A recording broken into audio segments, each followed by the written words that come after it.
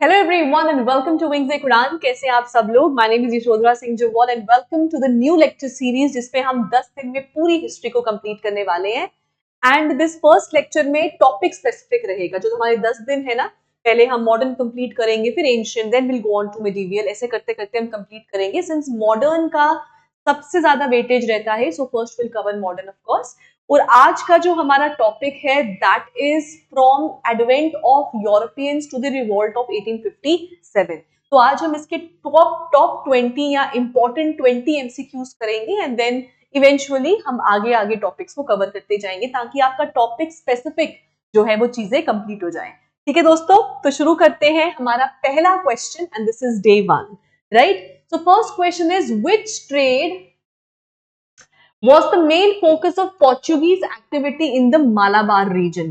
So हमको पता है जब भी हम सीक्वेंस में लगाते हैं एडवेंट ऑफ यूरोपियंस में, सबसे पहले जो Europeans who came to India they were the Portuguese, right? और पोर्चुगीज प्राइमरीली किस चीज के लिए आए थे? तो वो आए थे स्पाइस ट्रेड करने के लिए, राइट? और स्पाइस में भी अगर हम बात करें one of the most important spices तो वो कौन सी थी? तो वो था आपका ब्लैक पेपर,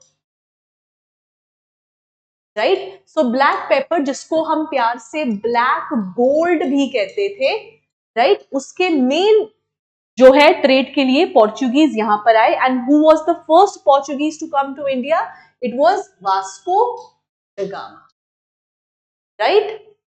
पोर्चुगीज ट्रैवलर था, 1497 में पोर्चुगल से निकला और फिर 1498 में ये पहुंचा था आपके कैलिकट में, right? Which is present day Kerala. ठीक है, सो एक क्वेश्चन में we have covered number of points. ठीक है जी, चलो next question.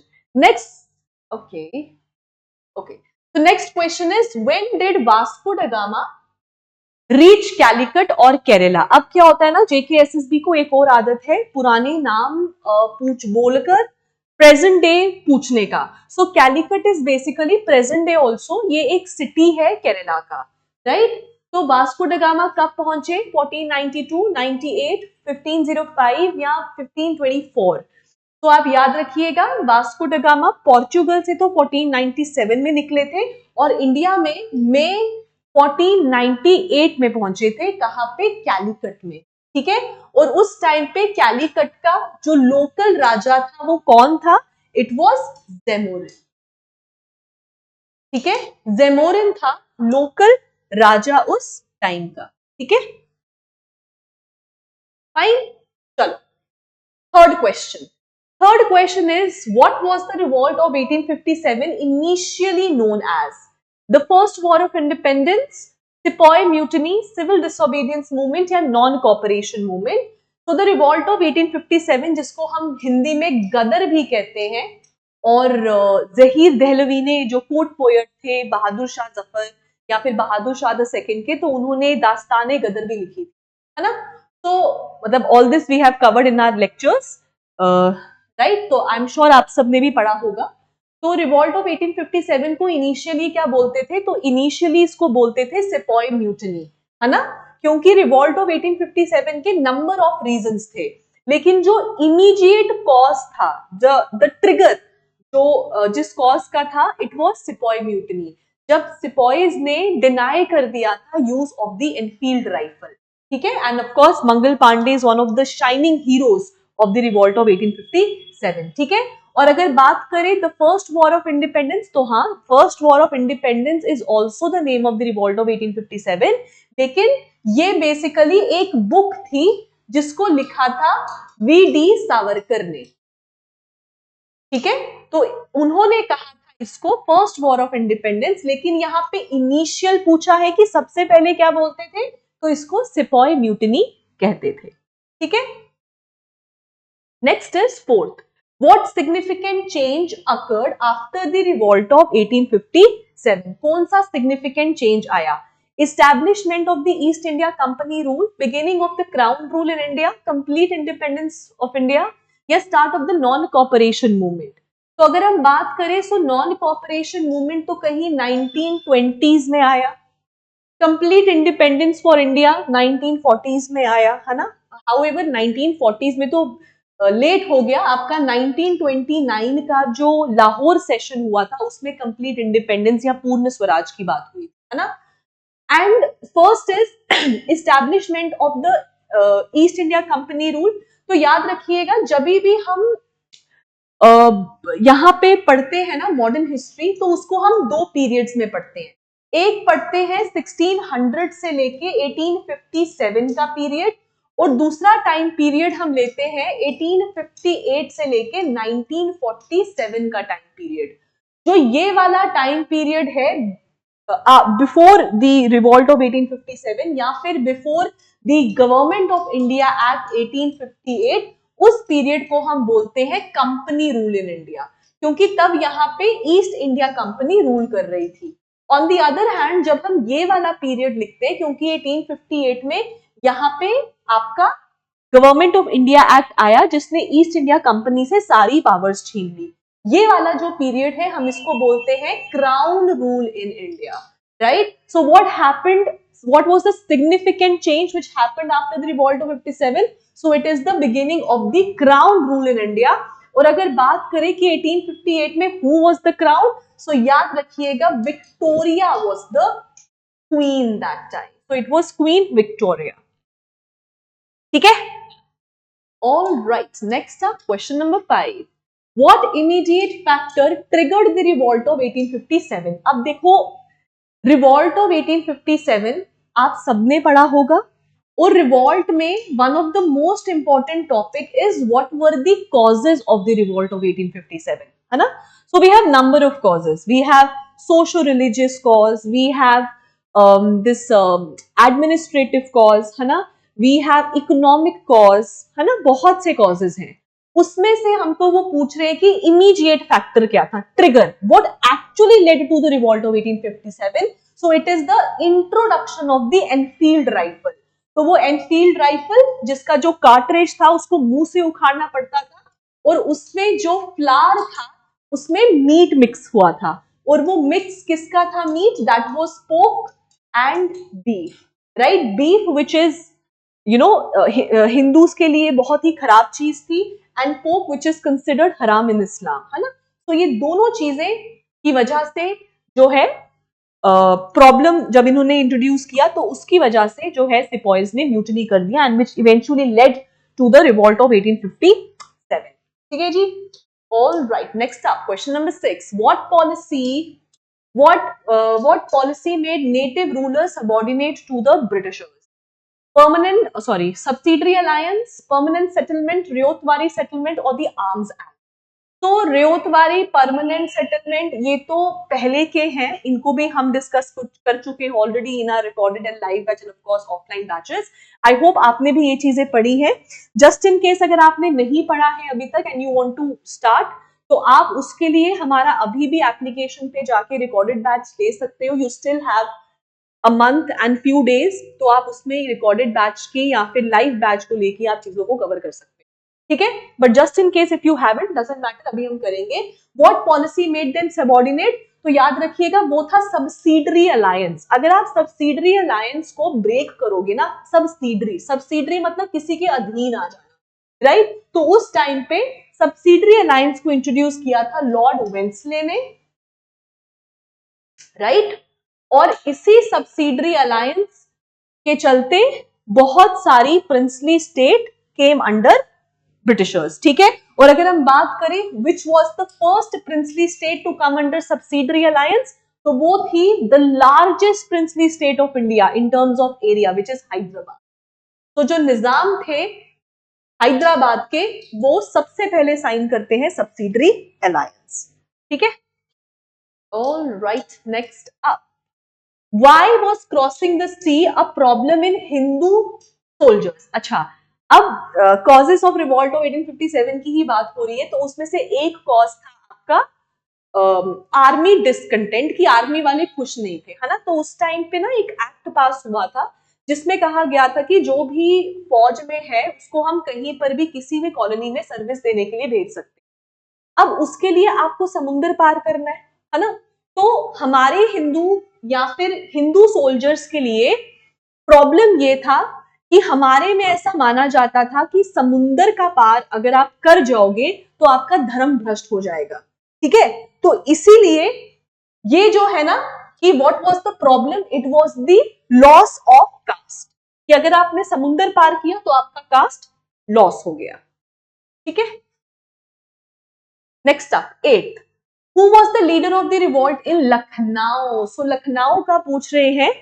One of the most important questions जो रिवोल्ट से आता है, मेजरली हर पेपर में ये क्वेश्चन आता है कि आपको रिवोल्ट के एपिसेंटर्स पूछे जाते हैं और साथ में पूछते हैं कि उन सब एपिसेंटर्स के इंपॉर्टेंट लीडर्स कौन से थे, right. So one of the epicentre was Lucknow and the leader was Begum Hazrat Mahal, right. इनके बेटे जो हैं ब्रिजेश कादिस, उनको अलाउ नहीं किया जा रहा था तो टेक ओवर लखनऊ, तो उसी के चलते बेगम हजरत महल ने रिवॉल्ट लीड किया था इन लखनऊ, ठीक है। And later on Begum Hazrat Mahal obviously she also lost in front of the British forces and then she fled to Nepal. और इसके अलावा नाना साहिब भी हैं जो नेपाल चले जाते हैं, उसके बाद हिस्ट्री की किताबों में नाना साहिब का जिक्र नहीं है कि नेपाल जाके what actually happened with him, ठीक है जी। All right, next up, question number 9. Which British officer resisted the Kanpur revolt? Sir Hung Rose, Lieutenant Hudson, Sir Hung Wheeler या Henry Lawrence? तो कानपुर का पूछा जा रहा है, तो याद रखिएगा कानपुर में थे आपके कर्नल कैंपबेल, साथ में सर हंग व्हीलर। तो ये दोनों थे, एक थे sorry not this Colin Campbell, एक ये थे और साथ में थे सर हंग व्हीलर, ठीक है।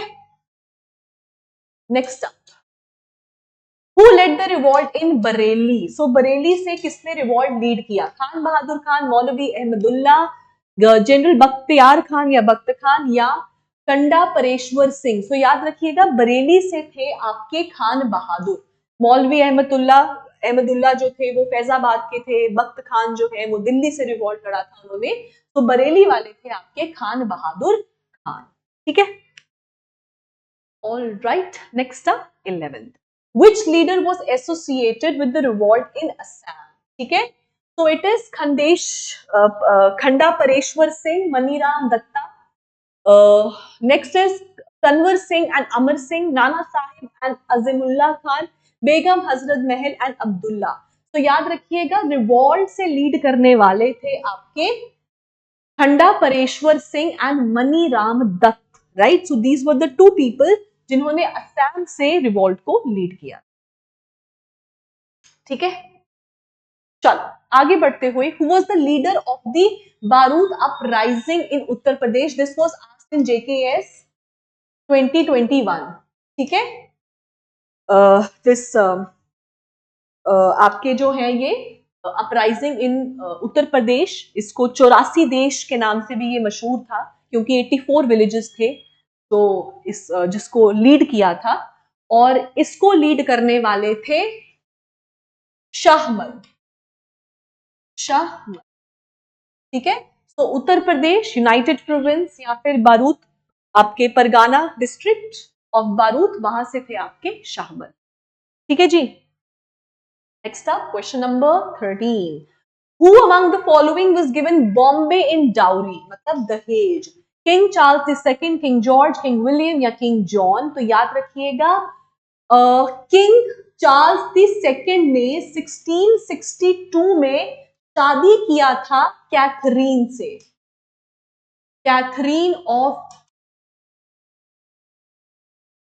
बर्गेंजा से, और ये पोर्चुगीज प्रिंसेस थी, ठीक है। ये पोर्चुगीज प्रिंसेस थी and she was married to king Charles II और 1662 में, और फिर एज डाउरी पोर्चुगीज ने बॉम्बे उठाकर इनको दे दिया, जैसे इनके ही दादा परदादा यहाँ छोड़ के गए थे ना, तो इन्होंने जो है बॉम्बे को डाउरी में दे दिया, ठीक है। नेक्स्ट अप 14th, चंद्रनागौर जहां पे फ्रेंच फैक्ट्री थी, आपने बताना है कि वो मॉडर्न इंडिया स्टेट कौन सी है? तो it is Tamil Nadu, West Bengal, Andhra Pradesh या ओडिशा। सो याद रखिएगा ये ईस्ट की तरफ फ्रेंच फैक्ट्री थी and it was West Bengal, it is waste Bengal. So present, जैसे आपको एक बार JKPS आने पता कि कलिंग प्रेजेंट डे स्टेट कौन सी है, तो अगर पूछेंगे चंद्र नागौर की present day state, so it is waste Bengal. ठीक है जी दोस्तों, आगे बढ़ते हुए नेक्स्ट इज क्वेश्चन नंबर 15। चलो 15, which colonial power were the French competing against in सूरत? तो हमको पता है कि फ्रेंच और इंग्लिश की कभी नहीं बनी, और इनकी लड़ाई इंडिया में नहीं, लंदन इंग्लैंड से ही थी, है ना। तभी यहाँ पे 3 कार्नेटिक वॉर्स भी हुई है, right. So Carnatic wars one of the only wars है जो इंडियन सॉइल पर तो हुई, but the reason was not India, the problem was French और इंग्लिश के बीच में जो लड़ाई थी इंग्लैंड में, है ना। तो किसको कंपीट कर रहे थे सूरत में? तो याद रखना, ब्रिटिशर्स की जो पहली फैक्ट्री थी वो सूरत में थी, विच इज गुजरात, और फ्रेंच ने भी अपनी फैक्ट्री 1668 में सूरत में ही बनाई। तो ये लोग लड़ रहे थे ब्रिटिशर्स के साथ। ठीक है, चलो 16, where did the French establish their first factory in India? Like we just discussed, 1668 में सूरत, which is गुजरात। ठीक है, 17, when did Bartholomew Diaz reach the Cape of Good Hope? Already covered in our lecture series. तो अगर this is Bartholomew Diaz की बात करें तो Bartholomew Diaz ने केप ऑफ गुड होप को फॉलो किया था, और ये कब पहुंचे थे Cape of Good Hope, which is present day Cape Town? तो इट इज 1487। ठीक है, और फिर ठीक 10 साल के बाद 1497 में इसी केप ऑफ गुड होप को फॉलो करते करते वास्को डे गामा जो है वो पहुंच जाएंगे अफ्रीका, कीनिया में पहुंचते हैं ये, और फिर कीनिया से एक गुजराती मर्चेंट की हेल्प लेकर finally Calicut, and the name of the Gujarati merchant was Abdul Majid. ठीक है, फर्स्ट नेक्स्ट चीज याद रखिएगा आप, हाँ, कि ये जो केप ऑफ गुड होप है ना, बेसिकली बार्थोलोम्यू डियाज ने केप ऑफ गुड होप नहीं नाम दिया था, बार्थोलोम्यू डियाज ने एक्चुअली में नाम दिया था केप ऑफ स्ट्रॉम। कौन सा? Cape of Storm. लेकिन अगर केप ऑफ स्ट्रॉम नाम रख देते, so it would have you know it would have not encouraged other people to come, तो इसीलिए इन्होंने केप ऑफ स्ट्रॉम का नाम बदलकर केप ऑफ गुड होप रख दिया, और 1487 में बार्थोलोम्यू डियाज जो है फाइनली यहां पर पहुंचते हैं। ठीक है जी, next up 18, what was the original name of the Cape of Good Hope? Like we discussed, क्या है, बिफोर इट वाज रीनेम्ड, तो पहले इसका नाम था केप ऑफ स्ट्रॉम और फिर इसको केप ऑफ गुड होप रख दिया गया। चलो 19th question, in which year did Vasco da Gama reach India? तो हमने किया, Vasco da Gama first Portuguese to come, he was helped by a Gujarati merchant जिनका नाम था अब्दुल माजिद, राइट। पहुंचते हैं कैलीकट में, विच इज केरला। ठीक है, कब पहुंचते हैं? 1498 में पहुंचते हैं, मई 1498, और उस टाइम पे यहाँ पे जो लोकल राजा थे उनका नाम था जेमोरिन, राइट। और इनको कुछ किताबों में समूथिरी भी कहा जाता है, तो समूथरी, मलयालम में इनको समूथरी भी कहते हैं। ठीक है, याद रखिए। Last question for the day, what was the main commodity Vasco da Gama sought in India? We already discussed, it was spices, और स्पाइसेस में भी we had black gold, which is black pepper. ठीक है जी, तो guys ये थे हमारे आज के 20 क्वेश्चंस जिसमें हमने टॉप इंपॉर्टेंट एमसीक्यूज को सॉल्व किया है from advent of Europeans to the revolt of 1857, and next में हम आगे के लेक्चर, आगे के क्वेश्चंस लेंगे, and of course we will also take few from the other topics also. And before I go guys, आप जूनियर असिस्टेंट हाई कोर्ट के date आ चुकी है एग्जाम की, और इसलिए 9 फरवरी को ऑल जेएंड के मॉक टेस्ट 1.0 जो है हम लोग ऑर्गेनाइज करवा रहे हैं। 10 बजे आपका पेपर होगा, you can register now on our given numbers, और ये पेपर आपका केनाल रोड में होगा, तो आप जरूर कॉल करके अपने आप को रजिस्टर करवा लीजिए। इसी के साथ दोस्त who have just started there preparation, तो हमारा महापैक इज अवेलेबल टू देम, क्योंकि बहुत से स्टूडेंट्स ऐसे होते हैं ना कि जो गवर्नमेंट जॉब की तैयारी कर रहे हैं, अब वो जेके पीएसआई की है, एनटी की है, पटवारी की है, किसकी है, वो हर किसी की कर रहे हैं। तो for that we have the महापैक, जिसमें जितने भी जेकेएसएस की बी के एग्जाम्स है वो सारे कवर होंगे, ठीक है, अलॉन्ग विद टेस्ट सीरीज, ठीक है। एंड इसी के साथ आई एम श्योर आप में से कुछ ऐसे भी होंगे जो इस बारी अटेम्प्ट देने वाले हैं जेकेएएस का। तो ऑन 9th ऑफ February, जो आपका जूनियर असिस्टेंट का भी होगा, 9th ऑफ February को we are organising all JNK JKAS mock test 2.0, क्योंकि इससे पहले 2nd February को हमारा ऑलरेडी 1.0 हो चुका है। मेनी स्टूडेंट्स अटेंडेड, 250-300 के करीब जो है बच्चे यहाँ पे आए थे। एंड सेकेंड जो हम टेस्ट ले रहे हैं, क्योंकि 23rd को आपका पेपर है, तो 9th February 2025 को we are taking the second mock test for JKAS. Timings are 10 AM to 12 noon, that is for GS paper number 1, या फिर आपका पेपर 1 जो जीएस होगा फुल लेंथ, ठीक है। और फिर होगा सी सैट का फ्रॉम 2 to 4, जो आपका क्वालिफाइंग पेपर होता है, ठीक है। So thank you so much guys, I hope that you enjoy the lecture series. Stay tune, 10 दिन में पूरी हिस्ट्री कंप्लीट करने वाले हैं, and I'll see you guys tomorrow. Bye.